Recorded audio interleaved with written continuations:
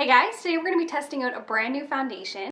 This is the Urban Decay Stay Naked Weightless Liquid Foundation. At first I thought this was just going to be like a rebrand of the original Naked Skin foundation from Urban Decay, but I'm pretty sure this is like a totally new thing. So this was 53 Canadian dollars, so it'd be a little bit cheaper in the States, and you do get the full fluid ounce. I would say it has like a decent shade range. Looks like there definitely is some, at least dark shades. I'm not sure about deep. And they have a variety of undertones as well. So that's something I do appreciate with this launch, is that it's very easy to figure out like what your shade is. On the top of the box, it literally says 20, and it indicates that the number is the shade intensity. So mine is fair.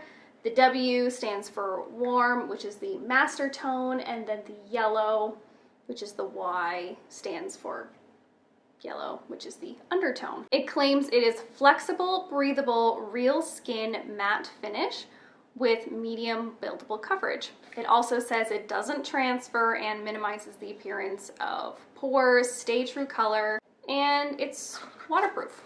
Comes in this packaging here. Honestly, it's so light and I don't like it. It is just plastic, and I feel like when I saw other people review this, I was like, oh yeah, it's plastic, who cares? But now that I have it in my hand, I do feel like it is very cheap, but you know, from afar it looks nice. Anyway, let's get into it.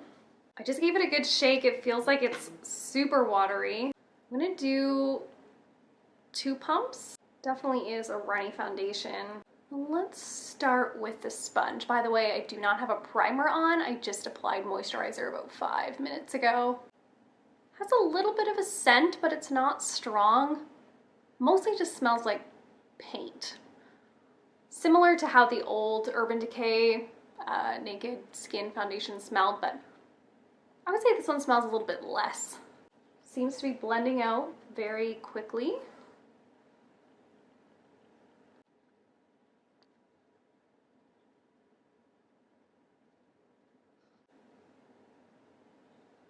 Okay, so I have it on this side of my face only, and I think it looks very nice, very natural. However, I do think it is very light coverage, at least with a sponge, with the amount that I use. It just is so watery that it just keeps blending and blending and blending until there's barely any coverage there. Okay, so we're gonna try a brush with the other side, and I used almost that full 2 pumps, so I'm gonna put another pump on the back of my hand.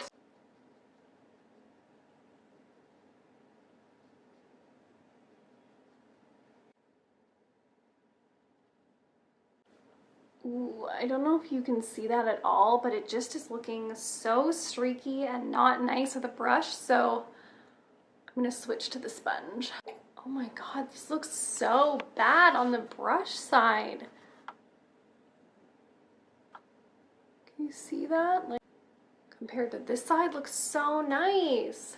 Okay, I'm gonna start over on that side because I feel like the brush just totally ruined the nice natural finish that I was getting on the first side. So let's just keep going with the sponge. Okay, that looks so much better now that I use the sponge, so that is definitely my recommendation. Again, I still feel like it is fairly light coverage.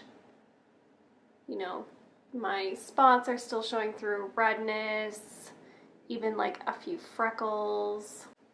But it looks gorgeous. Like, it literally looks like I'm barely wearing anything. I would say it definitely is a matte finish, but it's a nice satin matte where it doesn't look totally flat like you're wearing powder. The side that I did first is like totally dried down. It feels very velvety and soft to the touch. I tried to build it a little bit on the sides of my nose, and I don't think that it's blending super nicely. So, you know, the fact that it is such light coverage, and it does say that it's a buildable medium coverage right on the packaging, makes me feel like, I don't know about that. Color, I don't know about. I think it looks actually really good on camera. In real life, I guess it looks fine in real life too, but it does have like a little bit more peachy orange to it than I would normally like. So I'll be anxious to see how this wears throughout the day. I'm not going to be setting with a powder because, like I said, it's totally dried down. I do have oily skin. It's not like the most oily, but it definitely is pretty shiny. So I'll see you guys at the end of the night.